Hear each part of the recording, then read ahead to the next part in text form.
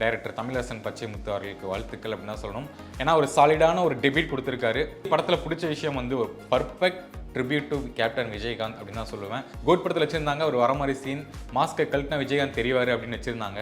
அதை விட மேலான ஒரு ட்ரிபியூட் அந்த படத்தில் பண்ணியிருக்காங்க. ப்ளூ ஸ்டார் ஒரு வகை அப்படின்னா லப்பர் பந்து இன்னொரு வகை. சேனல் 5 சினிமா மக்களுக்கு வணக்கம். இன்னைக்கு வந்து லப்பர் பந்து படத்தினுடைய ரிவ்யூ பற்றி பார்க்க போகிறோம். லப்பர் பந்து ஹரிஷ் கல்யாண், அட்டகத்தி தினேஷ், வாசிகா, விஜய் அண்ட் சஞ்சனா நடிச்சிருக்கக்கூடிய திரைப்படம். இந்த படத்தினுடைய ட்ரெய்லர் பார்த்தாலே படத்தினுடைய கதை தெரிஞ்சிடும். அதாவது ஈகோ கிளாஷ் பிட்வீன் மாமனார் அண்ட் மருமகன். ரெண்டு பேர்த்துக்கும் ஒரு ஈகோ வந்து உருவாகுது. அது கிரிக்கெட்டில் வந்து உருவாகுது. அவங்க அதை தாண்டி அவங்களுடைய லவ் வந்து என்ன ஆகுது, அவருடைய பொண்ணை வந்து கட்டி கொடுத்தாரா, இல்லை கிரிக்கெட்டில் ஜெயிச்சாரா, கிரிக்கெட்டில் மாப்பிள்ளை தோக்கடிச்சாரா, இதுதான் வந்து படத்தினுடைய ஒரு ஒன்லைன் கதை அப்படின்னு சொல்லலாம். ஓகே, மாமனார் மருமகன் கதை அப்படிங்கிற ஜானர் வந்து தமிழ் சினிமாவுக்கு வந்து புதுசு இல்லை. நிறைய படங்கள் வந்து நம்ம பார்த்துருக்கோம். ரீசெண்டாக சொல்லணும் அப்படின்னா கார்த்தி அவர்களுடைய கொம்பன் படம் மாமனார் மருமகன் கதை தான். இதுலேயுமே ரெண்டு பேருமே அடிச்சுப்பாங்க, ஆனால் அவங்க ஒய்ஃபுக்காக வந்து சேர்ந்துப்பாங்க அப்படிங்கிற கதை தான். அதே தான் இங்கேயும் ஒரு லவ்னு வரும்போது வந்து சேர்ந்துப்பாங்க. இந்த படத்தை பற்றி சொல்லணும் அப்படின்னா ஹரிஷ் கல்யாண் லாஸ்ட்டாக பார்க்கிங்னு ஒரு படம் நடிச்சார். அது வந்து இதே மாதிரியான கதைக்களம் தான். ஈகோ கிளாஷ், ஒரு வயசானவருக்கும் ஒரு இளைஞருக்கும் ஒரு ஈகோ கிளாஷ். இதுலேயும் அதே மாதிரி தான் ஒரு 40 வயதான ஆளுக்கும் ஒரு 20 வயதான ஒரு துடிப்பான இளைஞருக்கும் நடக்கக்கூடிய ஒரு ஈகோ கிளாஷ். இது எங்கே போய் முடியுது அப்படிங்கிறது தான் அந்த கதைக்களம். மாமனார் மருமகன் சண்டை அப்படிங்கிறது ஒரு பழக்கப்பட்ட ஜானராக இருந்தாலும் இந்த ஈகோ கிளாஷ் அப்படிங்கிறது நமக்கு ஒரு புது ஜானர் அப்படின்னு தான் சொல்லணும். ஏன்னா கேரளாவில் ஹிட் அடித்த ஐயப்பனும் கோஷியும் வந்து ஒரு மிகப்பெரிய ஹிட்டு. டிரைவிங் லைசன்ஸ், அதுக்கப்புறம் ஐயப்பன் கோஷியம், இந்த ரெண்டு படமே வந்து அந்த ஈகோ கிளாஷ் வச்சு தான் எடுத்தாங்க. அதே மாதிரி பார்க்கிங், இப்போ லப்பர் பந்து ஒரு நல்ல கான்செப்ட் அப்படின்னு தான் சொல்லலாம். இதில் இன்னும் நிறைய பெரிய ஹீரோக்கள் இந்த ஜானர் ட்ரை பண்ணணும். ஓகே, படத்தினுடைய ஃபர்ஸ்ட் ஹாஃப் பொறுத்த வரைக்குமே வந்து செம்ம கிரிப்பிங்காக போகுது அப்படின்னு தான் சொல்லணும். எங்கேயுமே வந்து லேக் இல்லை, எங்கேயுமே எந்த சீனுமே திணிக்கலை. யாருடைய ரெஃபரன்ஸ் போடணும், யாராச்சும் ஒரு சீன் ஹையாக வைக்கணும், பில்டப் பண்ணணும், அந்த மாதிரி எந்த சீனுமே கிடையாது. படம் ஃபர்ஸ்ட் ஹாஃப் வந்து நல்லா விறுவிறுன்னு ஒரு கிரிப்பிங்காக போகுது அப்படின்னு தான் சொல்லணும். 2024 நான் பார்த்த திரைப்படங்களில் ஒரு பெஸ்ட்டான ஒரு first half and screen play அப்படின்னு தான் நான் சொல்லுவேன். படத்தினுடைய மொத்த ஸ்க்ரீன் பிளேயுமே வந்து ஒரு மாதிரி ஒரு பரபரப்பாக போயிட்டே இருக்குது. நம்ம அடுத்த சீன் என்னன்னு கெஸ் பண்ண முடியாது அப்படிங்கிற அளவுக்கு தான் இந்த படம் வந்து இருக்குது. மெயின் ரோல் லீட் பண்ண அட்டகத்தி தினேஷ், ஹரிஷ் கல்யாண், அவங்க ரெண்டு பேரும் வந்து படத்தில் பார்க்கும்போது அன்பு அண்டு கெத்து இந்த கேரக்டர் தான் தெரிஞ்சாங்க. அது மட்டும் இல்லாமல் அட்டகத்தி தினேஷ் நடித்த வாசிகா, விஜய் அண்டு ஹரிஷ் கல்யாணோட ஹீரோயின் சஞ்சனா, ரெண்டு பேரும் பார்க்கும்போது இந்த 4 பேர்த்துடைய கேரக்டர் தான் படமே நகரும். அப்படிங்கும்போது 4 பேருமே வந்து ஒரு சாலிடான பெர்ஃபார்மன்ஸ், எங்கேயுமே அந்த நடிக்கிற மாதிரியே தெரில அப்படிங்கிற அளவுக்கு தான் இருந்தாங்க. முக்கியமாக சொல்லணும் அப்படின்னா அட்டகத்தி தினேஷ்க்கு ஒரு சூப்பர்பான ரோலு. இந்த மாதிரியான ரோல் தான் அவர் திரும்ப திரும்ப பண்ணணும் அப்படின்னு நான் எதிர்பார்க்குறேன். ஏன்னா பேபி இப்போ வந்து லப்பர் பந்து ஒரு சாலிடான பர்ஃபார்மன்ஸ் கொடுக்கறதுக்கான ரோல், எங்கேயுமே நடிக்கிற மாதிரி தெரியாது இவங்களுக்கு யாருக்குமே. அதுக்கப்புறம் காளி வெங்கட் அவர்களுக்கும் ஒரு முக்கியமான கேரக்டர். ஒரு படம் நல்லா இருக்க ஒரு ஸ்க்ரீன் பிளே வந்து ரொம்ப முக்கியம். அதையும் தாண்டி படத்துடைய காஸ்டிங் வந்து ரொம்ப ரொம்ப முக்கியம். ஹரிஷ் கல்யாண் நடிக்கக்கூடிய படத்துக்கு தனுஷை போட்டிருந்தாங்க அப்படின்னா படம் வந்து ஃப்ளாப் ஆகிருக்கும். அந்த மாதிரி தான் யார் யார் இந்த படத்துக்கு தேவையோ அவங்கள மட்டும்தான் கரெக்டாக வச்சுருந்தாங்க. இப்போ தேவதர்ஷினி வந்து ஒரு ரோல் பண்ணியிருக்காங்க ஹரிஷ் கல்யாணோட அம்மாவா.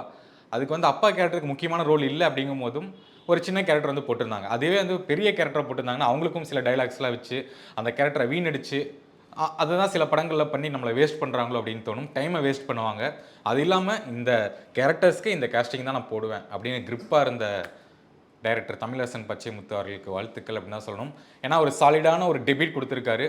அருண்ராஜா காமராஜா எப்படி கனா படத்தில் ஒரு டெபியூட்டோ அதே மாதிரி அவருடைய சிஷியன் லப்பர் பந்தில் ஒரு சூப்பர்வான ஒரு டெபியூட். அதுவும் கிரிக்கெட், இதுவும் கிரிக்கெட். அதில் வந்து கிரிக்கெட் ப்ளஸ் விவசாயம், இதில் வந்து கிரிக்கெட் ப்ளஸ் லவ் அப்படிங்கிறது தான். ஃபர்ஸ்ட் ஹாஃப் முழுக்க முழுக்க ஒரு கிரிக்கெட் ஈகோ கிளாஷ், மாமனார் மருமகன் சண்டை அப்படின்னு போகும்போது செகண்ட் ஹாஃப் முழுக்க முழுக்க வந்து ஒரு எமோஷனல் பார்ட்டாக போகுது. சினிமோட்டோகிராஃபி வந்து ரொம்ப சாலிடாக, இந்த படம் எல்லாமே கிரிப்பிங்காக எல்லாமே பண்ணியிருக்காங்க.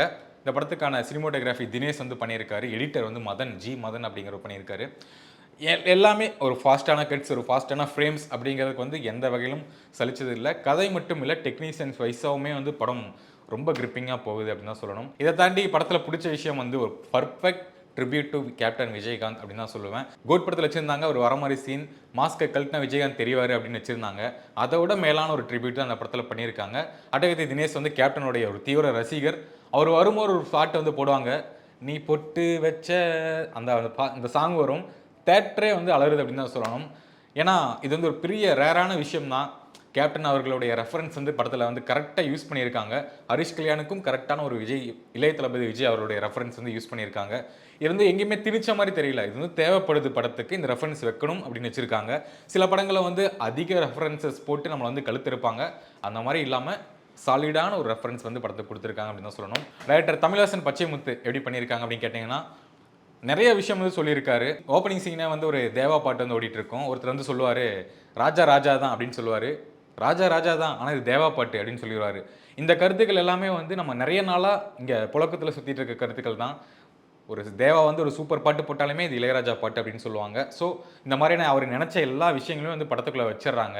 புதுசாக ஒரு பையன் டீமுக்குள்ள ஆட வரான் அப்படின்னா, அவன் எந்த ஆள், அவன் என்ன கேஸ்ட்டு, எந்த ஊருக்கார அப்படின்லாம் கேட்குறாங்க.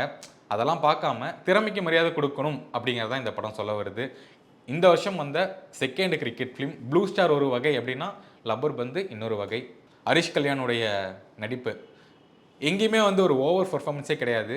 சட்டில்டாக கொண்டு போகிறாரு. இந்த படத்துக்கு என்ன தேவையோ அவர் எவ்வளோ பண்ணணுமோ அதை மட்டும் நீட்டாக பண்ணிட்டு போகிறாரு. லாஸ்ட்டாக அந்த பார்க்கிங்கில் எவ்வளோ சட்டிலாக பண்ணாரோ அதே மாதிரி இந்த படத்துலையும் பண்ணியிருக்காரு. தொடர்ந்து அவர் ஒரு சூஸியான ஸ்கிரிப்ட்ஸ் வந்து எடுக்கணும் அப்படிங்கிறது தான். அட்டகதி தினேஷ், நம்ம விக்ரம், சூர்யா, கமலஹாசன் இவங்க பற்றி தான் நிறைய பேசுவோம். ஏன்னா ஒரு வெயிட்டு ஒரு 100 கிலோ இருந்து 80 கிலோ குறைக்கிறாங்க, ஒரு சாலிடாக ஒரு 30 கிலோ கிட்ட குறைச்சி நடிக்கிறாங்க அப்படின்னு நம்ம எல்லாத்தையுமே பெருமையாக பேசுவோம். ஆனால் அட்டகத்தி தினேஷ் வந்து இந்த படத்துக்காக ஒரு யங்ஸ்டராகவும் காட்டுறாங்க, 20 வயசு பையனாக காட்டுறாங்க, 40 வயசில் ஒருத்தரையும் காட்டுறாங்க. அப்படிங்கும்போது டோட்டல் ட்ரான்ஸ்ஃபர்மேஷன் தான். வெறும் தாடி மட்டும் வச்சு நிறம் மட்டும் அடித்தது கிடையாது, உடம்பு வந்து ஃபுல்லாகவே மாற்றிருக்காரு. இதெல்லாம் வந்து எவ்வளோ பேர் நோட் பண்ணுறாங்க அப்படின்னு தெரியல. மிகப்பெரிய நடிகர்கள் மட்டும் ஒரு மிகப்பெரிய டிரான்ஸ்ஃபர்மேஷன் சொல்லிட்டு போயிட்டுருக்கோம். இந்த படத்துக்காக பண்ணாரா இல்லை அவருடைய ஆக்சுவல் உடம்பு இப்படி இருக்கா அப்படின்னு தெரியல.